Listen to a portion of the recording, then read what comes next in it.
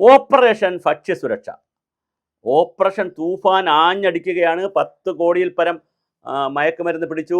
അതിന് 3000-ൽ ആളുകളകത്ത് കിടക്കുന്നു. പാൻ ഇന്ത്യയിലേക്ക് ചർച്ച കൊണ്ടുപോകുന്നു. വാരിയർ അതിൻ്റെ പിന്നെ യോദ്ധാവായിട്ട് വാരിയറായിട്ട് മോഹൻലാൽ വരുന്നു, സിനിമാ നടന്മാർ വരുന്നു, സെലിബ്രിറ്റികൾ വരുന്നു. തൂഫാൻ ഇങ്ങനെ വളരെ വലിയ രീതിയിൽ പോകുന്നു. അപ്പോഴാണ് അടുത്ത ഒരു പരിപാടി കൂടെ നമ്മൾ കേൾക്കുന്നത്. ഓപ്പറേഷൻ ഭക്ഷ്യസുരക്ഷ. റേഷൻ കടകളിൽ 54-ലധികം വരുന്ന റേഷൻ കടകളിൽ കൃത്യമായി പരിശോധന നടത്തി. പക്ഷേ ഈ പരിശോധനയിൽ നന്നായി നടക്കുന്ന റേഷൻ കടകളുണ്ട്, സത്യസന്ധമായി നടക്കുന്ന റേഷൻ കടകളുമുണ്ട്. എന്നാൽ ചില റേഷൻ കടകളിൽ പ്രശ്നങ്ങളുമുണ്ട്.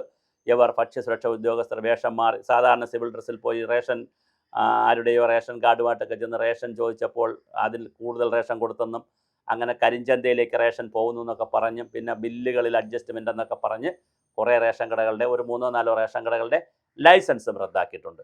അതുപോലെ തന്നെ ഭക്ഷ്യസുരക്ഷാ വകുപ്പും ആരോഗ്യ വകുപ്പിൻ്റെ ഹെൽത്ത് വകുപ്പും തട്ടുകടകളെ പിടിക്കാൻ, അതായത് ഈ മാലിന്യം ഉള്ള അല്ലെങ്കിൽ മാലിന്യമുള്ള അന്തരീക്ഷത്തിൽ, മലിനീകരിക്കപ്പെടുന്ന അന്തരീക്ഷത്തിൽ പ്രവർത്തിക്കുന്ന സാഹചര്യത്തിൽ പ്രവർത്തിക്കുന്ന തട്ടുകടകളെ പിടിക്കുവാനായി അല്ലെങ്കിൽ അതിനെ ഒഴിവാക്കിക്കുന്നതിനുള്ള ഹെൽത്ത് സ്ക്വാഡും ഇറങ്ങിയിട്ടുണ്ട്. ചുരുക്കത്തിൽ കേരളത്തിൽ കഴിഞ്ഞ 10 വർഷം എന്താണ് നടന്നത്?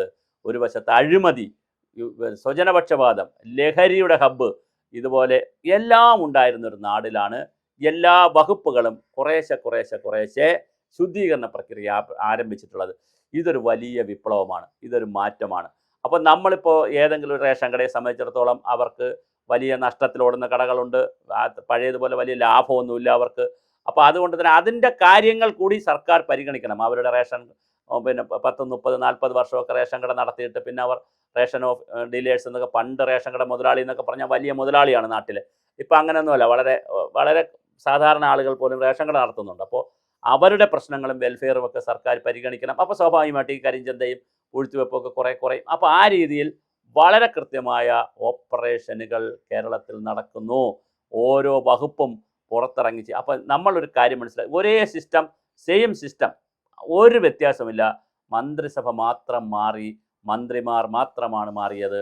അവർ കൃത്യമായ വിഷനോടുകൂടി അവരുടെ സ്റ്റാഫിനെയും അവരുടെ സെക്രട്ടറിമാരെയും ഒക്കെ പുറത്തിറക്കി വിട്ടപ്പോൾ ജനങ്ങൾക്ക് വലിയ ആശ്വാസമാണ് ഉണ്ടാകുന്നത്. ഒരു വശത്ത് സൗജന്യ യാത്ര പോലുള്ള കാര്യങ്ങൾ, അങ്ങനെ കുറേ കാര്യങ്ങൾ നടക്കുന്നു.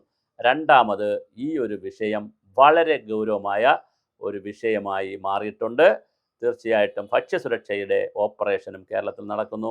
ഇനി മാവേലി സ്റ്റോറുകളുണ്ട്, ത്രിവേണി സ്റ്റോറുകളുണ്ട്, അവിടെയൊന്നും കൊള്ളയും അഴിമതി നടക്കുന്ന ഒരു അഭിപ്രായമൊന്നും നമുക്കില്ല. പക്ഷേ ജനസൗഹൃദമാകേണ്ട എത്രയോ ജനസൗഹൃദമായിട്ടുള്ള സ്റ്റോറുകളുണ്ട്, അല്ലാത്തതുമുണ്ട്. അപ്പോൾ ഇതിനെയൊക്കെ ജനസൗഹൃദമാക്കുന്നതിനുള്ള പ്രവർത്തനങ്ങൾ കൂടി നടക്കട്ടെ. എന്തായാലും ഹോട്ടലുകളിൽ പഴകിയ ഭക്ഷണം കൊടുക്കുന്ന രീതികളുണ്ട്. പ്രത്യേകിച്ച് ഹോസ്പിറ്റൽ, മെഡിക്കൽ കോളേജ് പോലുള്ള ഹോസ്പിറ്റലുകൾ, വലിയ സ്ഥാപനങ്ങളുടെയൊക്കെ അടുത്തിരിക്കുന്ന വർഷങ്ങളായി പ്രവർത്തിക്കുന്ന ഹോട്ടലുകളിലൊക്കെ പലപ്പോഴും ഫ്രിഡ്ജിലും ഫ്രീസറിലും ഒക്കെ വെച്ച് പഴകിയ ആഹാരം കൊടുക്കുന്ന രീതികളൊക്കെ ഉണ്ട്. അത് കഴിക്കുന്നവർക്കൊന്നും പറയാൻ കഴിയില്ല. പഴയതും പുതിയതും കൂടെയൊക്കെ ചേർത്ത് കൊടുക്കുമ്പോൾ രുചിയിലൊന്നും അറിയാൻ പറ്റത്തില്ല. അങ്ങനെ ആരും കയറി വഴക്കുണ്ടാക്കാറുമില്ല. വയറ്റിന് അസുഖമായ ഒരു മെഡിക്കൽ ഹോസ്പിറ്റലിൽ പോകുമെന്നല്ലാതെ. അപ്പോൾ വളരെ കൃത്യമായി ഇത് ഒന്ന് പരിഗണിക്കപ്പെടേണ്ടതുണ്ട്, ആലോചിക്കപ്പെടേണ്ടതുണ്ട്. തീർച്ചയായും ഭക്ഷ്യസുരക്ഷയുടെ ഒരു ഓപ്പറേഷനും കേരളത്തിൽ നടക്കുന്നു. അതിലും കുറേ ആളുകളെ പിടിച്ചിരിക്കുന്നു. അപ്പോൾ കൃത്യമായ ഒരു അഴിമതി വിരുദ്ധ ഒരു സദ്ഭരണ സമൂഹത്തിലേക്കുള്ള യാത്രയായിട്ടാണ് ഇതൊക്കെ നമ്മൾ കാണേണ്ടത്. അതുകൊണ്ടാണ് നമ്മൾ ഈ വീഡിയോ ചെയ്യുന്നത്.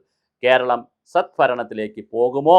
കാരണം അഴിമതിയും സ്വജനപക്ഷപാതവും ബന്ധുമിത്രാദികളെ കുത്തിക്കയറ്റലും കുത്തിത്തിരികലും തുടങ്ങി അർഹതയില്ലാത്തവർക്ക് കാര്യങ്ങൾ കൊടുക്കലും ഒക്കെ, പാർട്ടിക്കാർക്കും അർഹതയില്ലാത്തവർക്കുമൊക്കെ കാര്യങ്ങൾ കൊടുക്കുന്ന, പദവികൾ കൊടുക്കുന്ന, അഴിമതി നടത്തുന്ന, സ്വജനപക്ഷപാതം നടത്തുന്ന ഒരു സമൂഹമായി കേരളം മാറിയത് കൂടിയാണ് ഇവിടെ ക്രിയേറ്റീവായി കുട്ടികളും ചെറുപ്പക്കാരും ഒന്നും നിൽക്കാതെ ഈ നാട് വിട്ടു പോകുന്നത്. അപ്പോൾ അതിനൊക്കെ ഒരു മാറ്റം വരുന്ന ഒരു സദ്ഭരണ കാഴ്ചപ്പാടിലേക്ക് കേരളം പോകുന്നു എന്നതിൻ്റെ സൂചനകളാണ്. എല്ലാ സാധാരണ UDF മന്ത്രിമാരെക്കുറിച്ചൊക്കെ പണ്ടൊക്കെ പറയുമായിരുന്നു LDF കുറച്ച് മാന്യമാണ്, UDFകാരാണ് അഴിമതിക്കാർ, ഇങ്ങനെ ഒരു പഴമൊഴി തന്നെ ഉണ്ടായിരുന്നു. പക്ഷെ അതൊന്നുമല്ല. LDFനേക്കാൾ മെച്ചമായ രീതിയിൽ ഒരു സോഷ്യലിസ്റ്റ് കൺസെപ്റ്റിൽ തന്നെ UDF മന്ത്രിമാർ വളരെ കൃത്യമായി ഓരോ മന്ത്രിമാരും അവരുടെ വകുപ്പിൽ കൃത്യം പരിപാടികൾ പ്ലാൻ ചെയ്യുന്നു. അത് മത്സരിച്ച് പ്ലാൻ ചെയ്യുന്നു എന്നുള്ളത് ഒരു വളരെ കൗതുകമാണ്.